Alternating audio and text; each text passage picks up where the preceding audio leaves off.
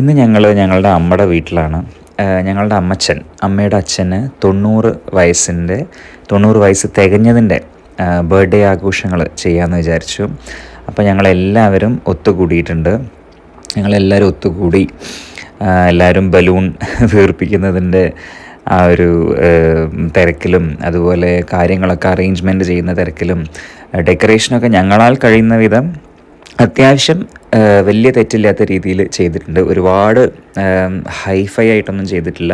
Just ഒരു guilt paper വെച്ചിട്ടുള്ള ഒരു ഫ്രെയിം, 90 എഴുതിയിട്ടുള്ളൊരു വേർഡിങ്സ്, പിന്നെ ഹാപ്പി ബർത്ത്ഡേൻ്റെ ഒരു സ്ട്രിങ് ഉണ്ട്. പിന്നെ ബലൂൺ സത്യം പറഞ്ഞു കഴിഞ്ഞാൽ ഞങ്ങൾ അന്ന് ഫംഗ്ഷൻ്റെ രാവിലെയാണ് വീർപ്പിച്ചത്. കാരണം ബലൂൺ നമ്മൾ മുന്നേ വീർപ്പിച്ച് വെച്ച് കഴിഞ്ഞാൽ അത് പൊട്ടിപ്പോകാനുള്ള ചാൻസ് ഉണ്ട്. പിന്നെ ഒരു ബട്ടർഫ്ലൈൻ്റെ ഒരു ചെറിയൊരു ഇതേപോലെ ഒരു ബലൂൺ ടൈപ്പ് സാധനം. സോ ഇതൊക്കെയാണ് നമ്മൾ ചെറിയ രീതിയിൽ അറേഞ്ച്മെൻറ്റ് ചെയ്തത്. ഞങ്ങൾ അമ്മച്ചൻ നിൽക്കുന്നത് എന്ന് പറയുന്നത് ഇപ്പോൾ നിങ്ങൾ ഈ കണ്ടുകൊണ്ടിരിക്കുന്നത് പഴയ തറവാടാണ്.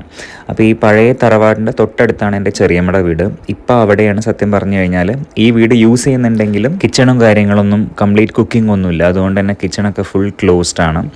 അപ്പോൾ അതിലേക്കൊക്കെ നമുക്ക് തിരിച്ചു വരാം. നമുക്ക് ബർത്ത്ഡേ കേക്ക് ഇവിടെ റെഡിയാണ്. ബട്ടർ സ്കോച്ചിൻ്റെ ബർത്ത്ഡേ കേക്കാണ് നമ്മൾ ഓർഡർ ചെയ്തത്, 2 കിലോസിൻ്റെ.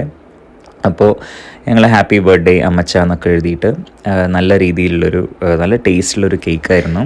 ഒരു 2 kgൻ്റെയൊക്കെ. കാരണം ഞങ്ങൾ വളരെ ക്ലോസ് ആയിട്ടുള്ള ഒരു 20 മെമ്പേഴ്സ്, മക്കളും പേരക്കുട്ടികളും അടങ്ങുന്ന ഒരു ചെറിയൊരു ബ്യൂട്ടിഫുൾ ഫങ്ഷനായിരുന്നു. അപ്പോൾ ഞങ്ങൾ 2 കിലോൻ്റെ കേക്കാണ് ഓർഡർ ചെയ്തത്. അപ്പോൾ കേക്കും എല്ലാം സെറ്റ് ചെയ്ത് ഏതാണ്ട് ഒരു ഉച്ച സമയത്തൊക്കെയാണ് ഞങ്ങൾ കേക്ക് കട്ടിങ് പ്ലാൻ ചെയ്തത്. അപ്പോൾ അമ്മച്ചനെയും അമ്മമ്മേനെയും വെയിറ്റ് ചെയ്തുകൊണ്ടിരിക്കുകയാണ്. അമ്മച്ചൻ ഡ്രസ്സിങ്ങിലാണ്, അവിടെ ഡ്രസ്സ് ചെയ്തുകൊണ്ടിരിക്കുകയാണ്. അമ്മമ്മയാണ് വിളക്ക് കത്തിക്കുന്നുണ്ട്.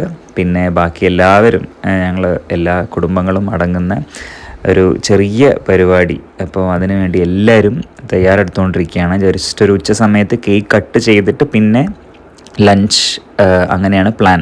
പിന്നെ എല്ലാവരും ഒരുപാട് ഗിഫ്റ്റും കാര്യങ്ങളൊക്കെ പ്ലാൻ ചെയ്ത് വെച്ചിട്ടുണ്ട് കൊടുക്കാൻ. അപ്പോൾ അമ്മച്ചന് സത്യം പറഞ്ഞു കഴിഞ്ഞാൽ ഇന്ന് ഫങ്ഷൻ നടക്കുന്നുണ്ട് എന്നറിയാം, അതിലുപരി ഇങ്ങനെ ഒരുപാട് ഗിഫ്റ്റ് എനിക്ക് കിട്ടാൻ പോകുന്നുണ്ട്, അല്ലെങ്കിൽ ഇത്തരം കേക്ക് കട്ടിങ്, ലഞ്ച് ഓർഡർ ചെയ്തിട്ടുണ്ടാകും, അങ്ങനെ ഒരുപാട് കാര്യങ്ങളൊന്നും അവയറല്ല.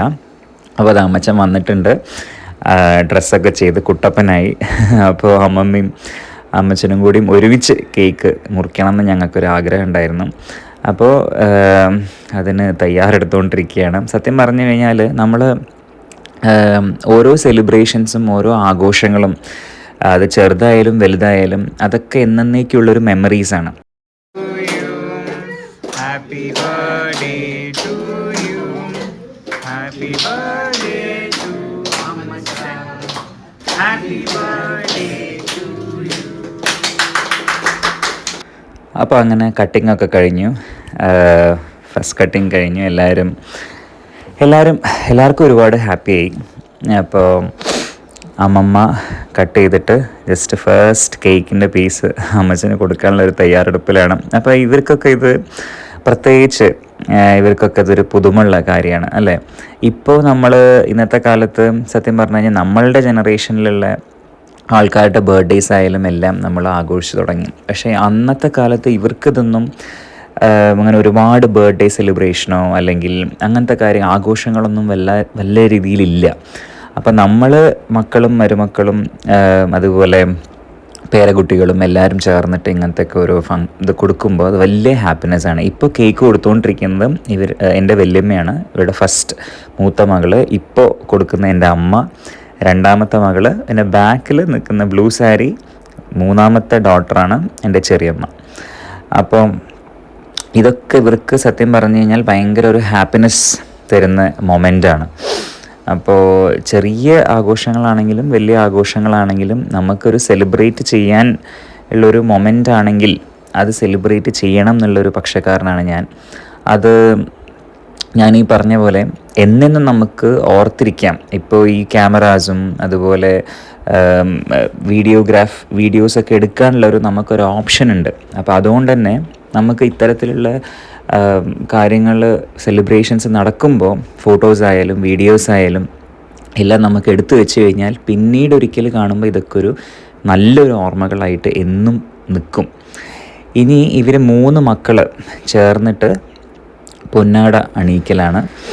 മക്കളെന്ന രീതിയിൽ അവർക്കും ഭയങ്കര ഒരു പ്രൗഡായിട്ടുള്ള മൊമെൻറ്റും കൂടിയാണ് അല്ലേ. കാരണം ഇത്രയും ഈ 90 വർഷം അമ്മച്ചൻ്റെ 90ാമത്തെ ബർത്ത്ഡേ എന്ന് പറയുമ്പോൾ ഏതാണ്ടൊരു 61 വർഷത്തോളം അവരുടെ ഒരുമിച്ച ഒരു ജീവിതമുണ്ട് അതിൽ. 90ാമത്തെ ബർത്ത്ഡേ. അപ്പോൾ ഈ 90 വയസ്സ് വരെ എന്തെല്ലാം അനുഭവങ്ങളിലൂടെ എക്സ്പീരിയൻസസിലൂടെ അമ്മച്ചൻ പോയി കാണും എന്നുള്ളത് നമ്മൾ ആലോചിക്കണം അല്ലേ. അത് ഹാപ്പിനെസ് മൊമെൻ്റ് ആയിക്കോട്ടെ, അല്ലെങ്കിൽ സാഡായിട്ടുള്ള മൊമെൻ്റ് ആയിക്കോട്ടെ, അങ്ങനെ എല്ലാത്തിൻ്റെ ഒരു മിക്സാണല്ലോ.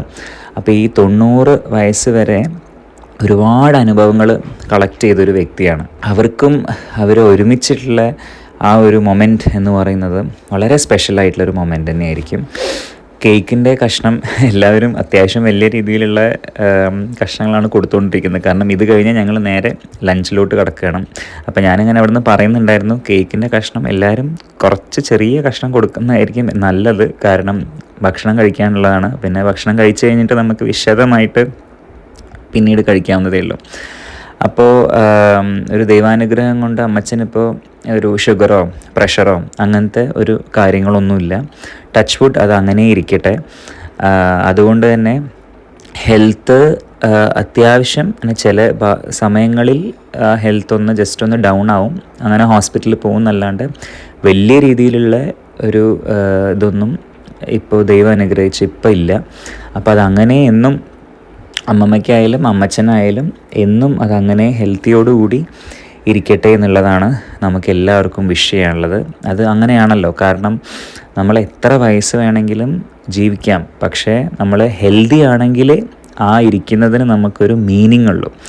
അതല്ലാണ്ട് നമ്മൾ ഒരുപാട് വളരെ ഭയങ്കര ക്രിട്ടിക്കലായിട്ട്, അല്ലെങ്കിൽ തീരെ ഹെൽത്ത് കുറഞ്ഞ അങ്ങനെ നമ്മൾ അത് ചെറുപ്പമായാലും വലുപ്പമായാലും അങ്ങനെ ഇരുന്നിട്ട് നമുക്ക് വളരെ ഒരു ബുദ്ധിമുട്ടായിട്ടുള്ളൊരു സിറ്റുവേഷനാണ്. അപ്പോൾ എന്നും എല്ലാവരും ഹെൽത്തിയോടെ ഇരിക്കണം എന്നേ എല്ലാവർക്കും പറയാനുള്ളൂ.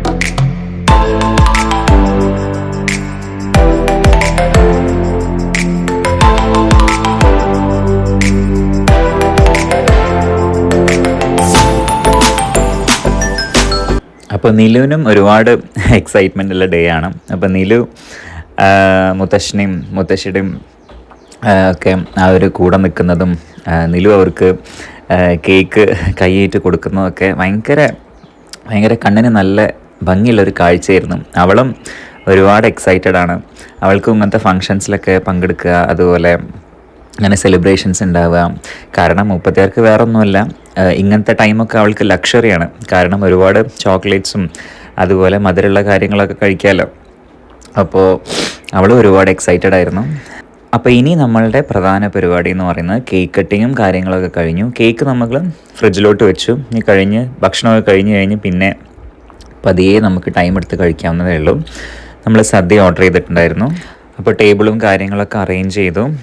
സദ്യയിൽ അവിയൽ, ഓലൻ, പൈനാപ്പിൾ പച്ചടി, ഇടിച്ചക്ക ഉപ്പേരി, പപ്പടം, പുളിയിഞ്ചി, അച്ചാർ, 2 കൂട്ടം പായസം, സാമ്പാർ, എന്നെല്ലാം ഒരു വിഭവ സമൃദ്ധമായിട്ടുള്ള ഒരു സദ്യ തന്നെയായിരുന്നു. അപ്പോൾ ആദ്യം അമ്മച്ചനെയും അമ്മമ്മേനെയും തന്നെ ഞങ്ങൾ ഇരുത്തി വല്യമ്മ അവർക്ക് ചോറ് വിളമ്പി കൊടുക്കുന്നുണ്ട്.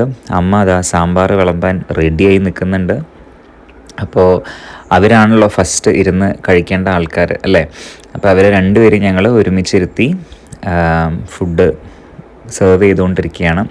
അപ്പോൾ മക്കൾ എന്നുള്ള രീതിയിൽ അവർക്കും ഞാൻ ഈ പറഞ്ഞ പോലെ ഭയങ്കര ഹാപ്പിനെസ് കൊടുക്കുന്ന ഒരു സന്ദർഭം തന്നെയാണ് അല്ലേ.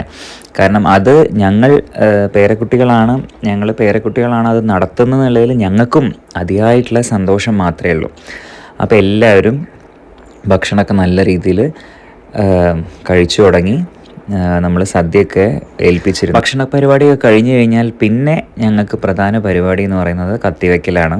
അപ്പോൾ എല്ലാ കസിൻസിൻ്റെ ഏത് സമയത്തുള്ള മീറ്റപ്പ് ആണെങ്കിലും, ഏത് സമയത്ത് ഞങ്ങൾ കസിൻസുമായിട്ട് എല്ലാവരും ഒരുമിച്ചിരിക്കുകയാണെങ്കിലും ഒരു ടൈം എന്ന് പറയുന്നത് കത്തിവെക്കൽ ടൈം തന്നെയാണ്. അതിൽ ഏജ് വ്യത്യാസങ്ങളും കാര്യങ്ങളൊന്നുമില്ല. എല്ലാ ആൾക്കാരും നിലുവടക്കം അതിൽ പാർട്ടാണ്.